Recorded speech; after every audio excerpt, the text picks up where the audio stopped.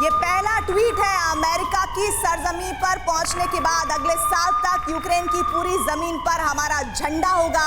America पहुंचने पर Zelensky ने ये पहला ट्वीट किया है और यूक्रेन के लोग जो इस वक्त सुन रहे हैं, उनके इस ट्वीट को पढ़ रहे हैं, जान रहे हैं, वो एक बड़ा संदेश उनको देना चाह रहे हैं। जेलेंस्की का ये पहला संदेश है।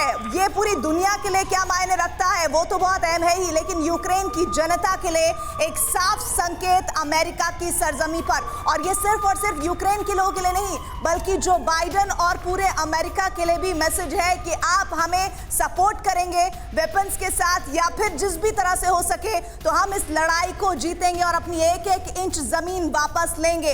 अमिताभ जी, अपने इस ट्वीट के जरिए बहुत बड़ा मैसेज न्यू वर्ल्ड ऑर्डर में दे रहे हैं जेलेंस्की।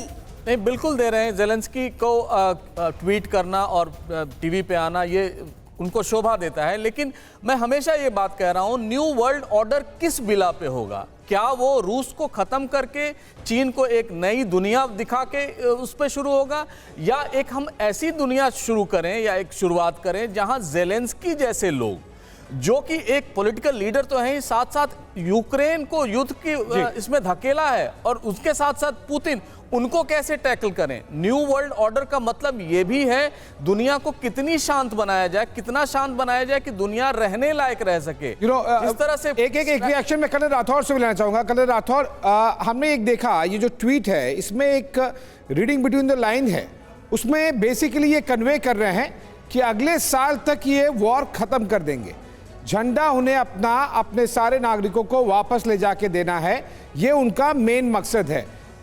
एक्चुअली में अगले 12 महीनों में ये वॉर खत्म कर लें, ये उनकी एक्सपेक्टेशन है, या फिर ये उम्मीद, ये उनका एक्सपेक्टेशन है, या फिर अमेरिका से इस तरह से मैसेज दे रहे हैं कि इतना सामान दीजिए कि हम अगले साल तक ये काम कर ले जाएं?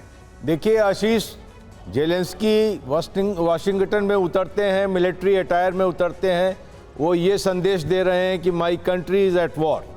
वो अपनी डिफेंस दिखाते हैं। 2 दिन पहले वो बखमुत में थे जहां लड़ाई चल रही है।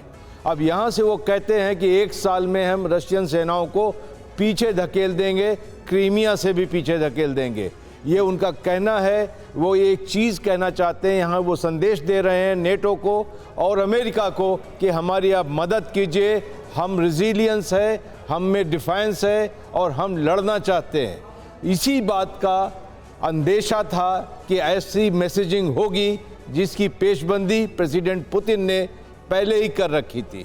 तो आज आप जो बता रहे हैं यू क्वाइट राइट, लेकिन अब जरा एक जिसको कहा जाता ना, there is a method in the madness, तो वो मेथड क्या है वो देखने की जरूरत है। आइए Ashish, let's do our camaraderie once again on the wall. यहां पर ये बड़ी इंटरेस्टिंग बात है, आप सभी को देखना बहुत जरूरी है कैसे जेलेंस्की जो है, एक तरफ ये आपके सामने पुतिन के नक्शे कदम पर हैं। सीधे आशीष, 20 दिसंबर बेलारूस पहुंचे पुतिन और 21 दिसंबर को अमेरिका पहुंच गए जेलेंस्की।